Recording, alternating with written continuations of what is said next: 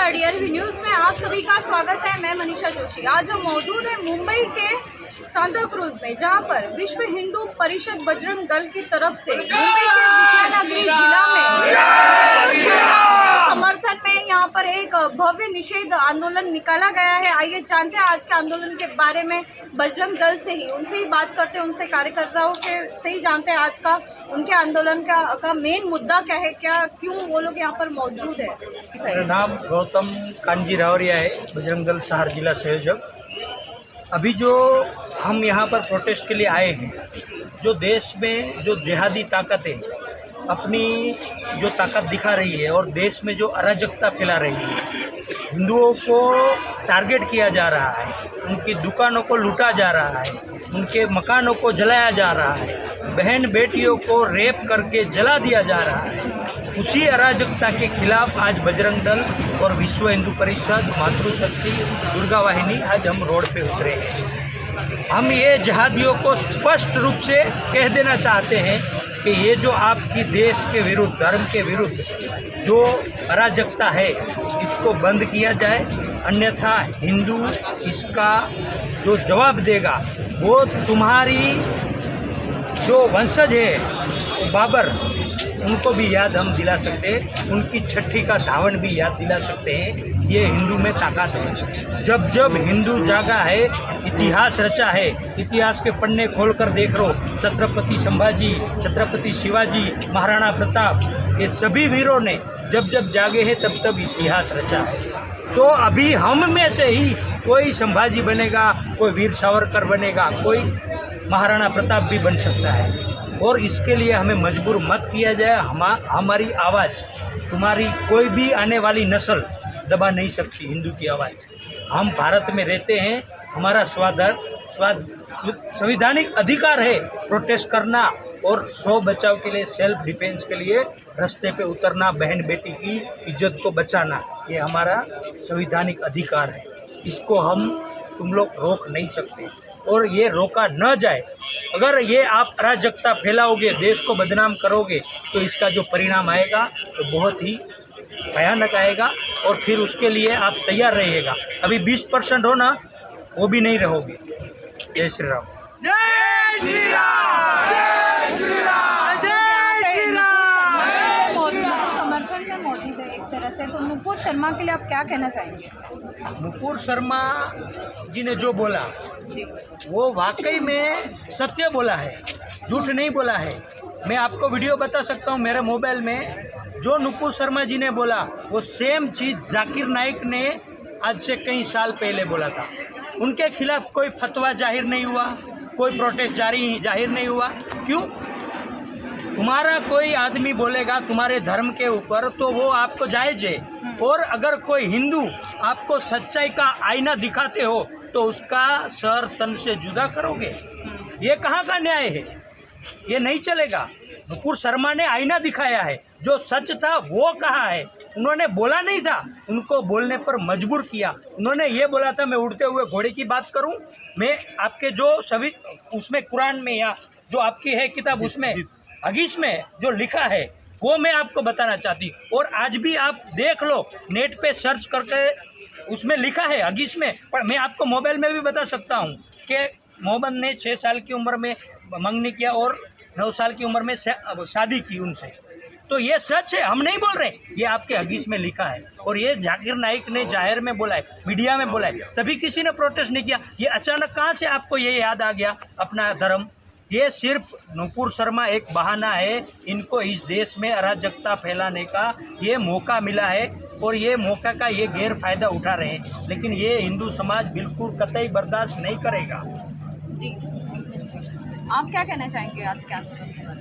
आज पूरे भारत भर में विश्व हिंदू परिषद और बजरंग दल शांतिपूर्ण स्थिति में अपना जो आक्रोश है निदर्शन करके देश की जो सरकारें हैं या पुलिस प्रशासन है, उनको ये बताना चाह रही है कि ये जो पथराव की जो षड्यंत्र के माध्यम से देशद्रोही कार्रवाई इस देश में चल रही है। जुम्मे के नमाज के बाद जो पुलिस के ऊपर पथराव हो रहा है, हिंदुओं के घरों के ऊपर, हिंदुओं के दुकानों के ऊपर पथराव हो रहा है।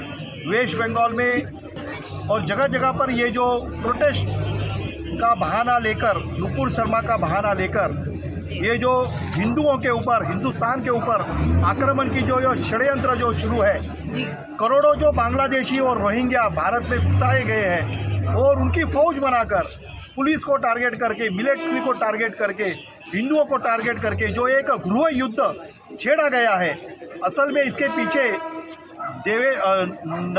नरेंद्र मोदी जी की जो सरकार है और आने वाला 2024 का इलेक्शन है, ये कांग्रेस ने जो टूल किट बनाया हुआ है कि देश में अराजक फैलाना, दंगे फैलाना और समाज के बीच में दंगा मचाना, ये टूल किट का एक भाग है।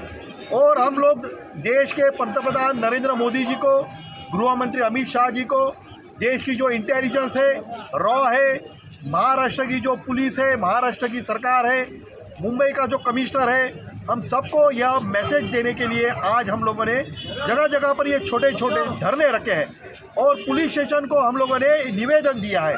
और हमारा यह कहना है, हाथ जोड़ के विनती है कि हिंदू समाज शांत है, देशभक्त है, हिंदू समाज इस देश के साथ घुल मिल गया है, पुलिस को अपना शत्रु नहीं मानता, देश की सरकार को अपना शत्रु नहीं मानता, मिलिट्री को अपनी शत्रु नहीं मानता, अपना मानता है।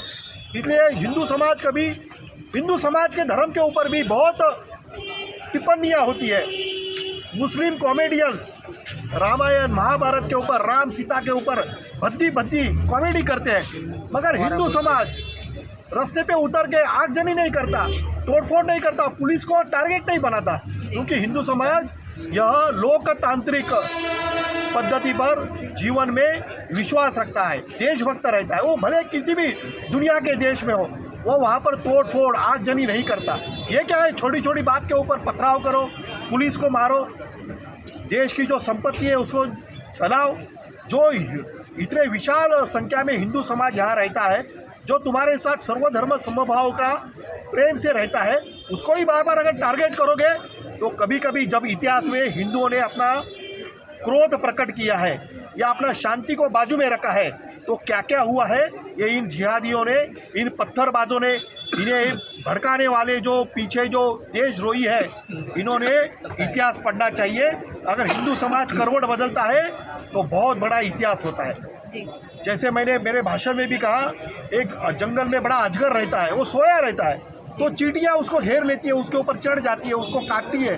चींटियाँ ये सोचती है कि हमने अजगर को हम खा जाएंगे, अजगर को हम मार। बताना पड़ेगा, जैसे बजरंगबली ने लंका का दहन किया था, वैसे बजरंग दल का एक एक बजरंगी ये साक्षात बजरंगबली का अवतार है। और ऐसे करोड़ों बजरंगबली इस देश में अभी भी मौजूद है।